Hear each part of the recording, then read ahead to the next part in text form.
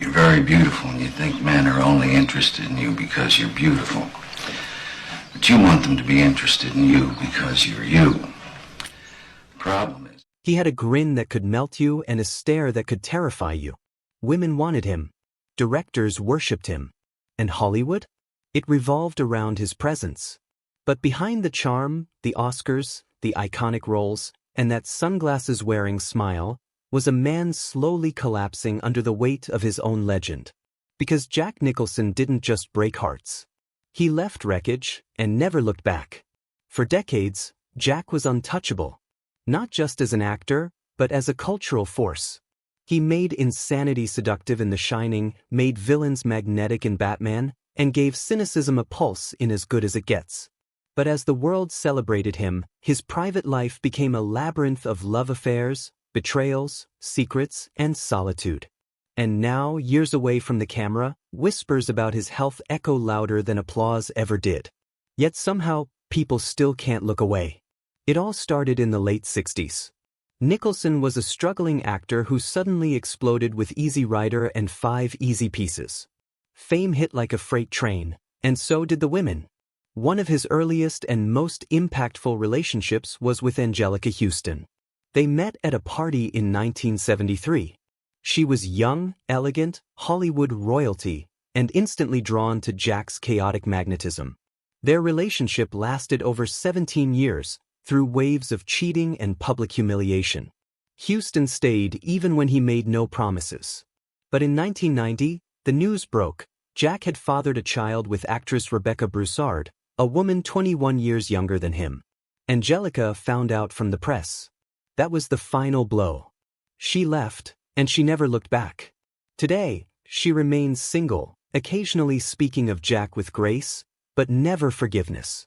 That child, Lorraine Nicholson, grew up in the shadows of her father's fame. She tried acting, landing roles in Click and Soul Surfer, but her career never truly took off. Another son, Ray Nicholson, is now building a solid path as an actor, starring in Amazon's Panic and indie thrillers. But Jack?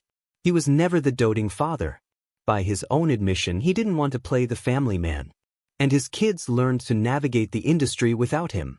And then came Lara Flynn Boyle. They met at a dinner party in the late 90s. Jack was 60. She was 27.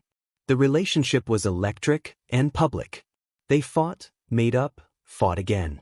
One night, after a heated argument, they crashed Jack's car into a tree. She walked away. The relationship crumbled. Boyle later claimed Jack had a possessive streak, and the emotional chaos was too much. Today, she lives quietly, out of the spotlight, still recovering from the pressures of her early fame. Jack was linked to dozens of women. Models, actresses, sometimes both. Susan Ansbach, who co-starred with him in 5 Easy Pieces, said Jack never truly respected love, he only respected the moment. Michelle Phillips of the Mamas and the Papas spent a whirlwind year with him in the early 70s.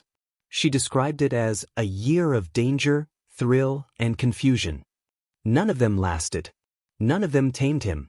But while the women came and went, Jack's career soared. He terrified in Stanley Kubrick's The Shining. His performance as Jack Torrance remains one of the most quoted in cinema history.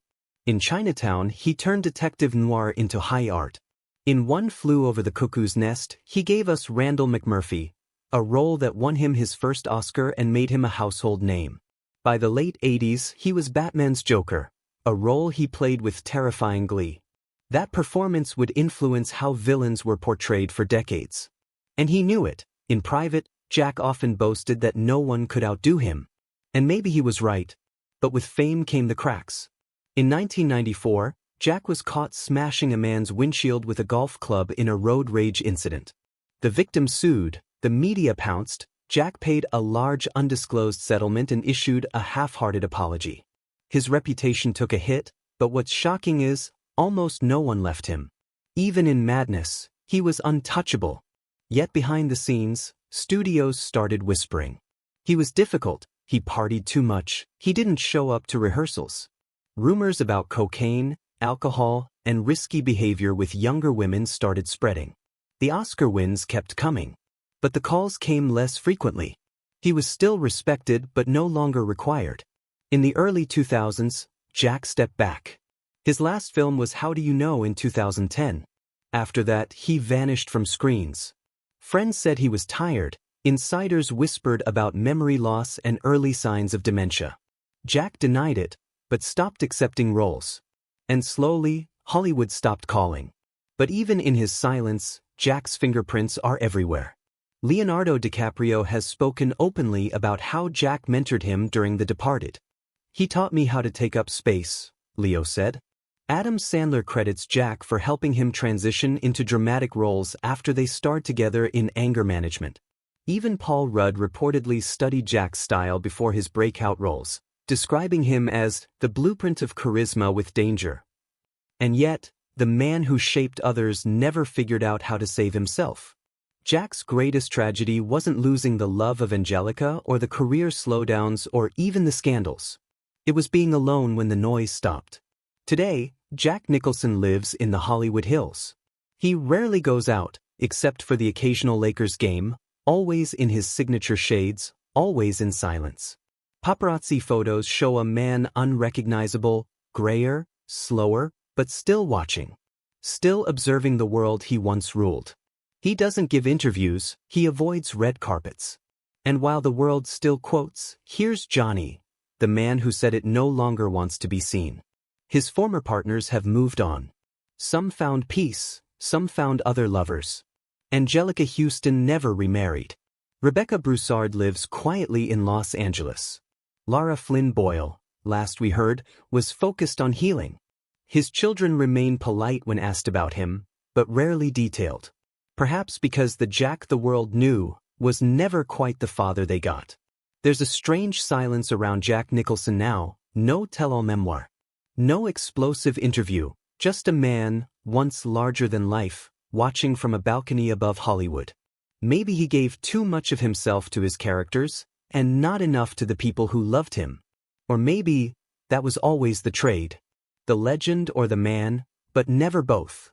If you love stories like this, where we gather every broken piece and turn it into one powerful, unforgettable journey, make sure to subscribe.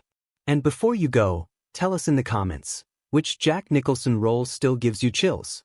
We're listening.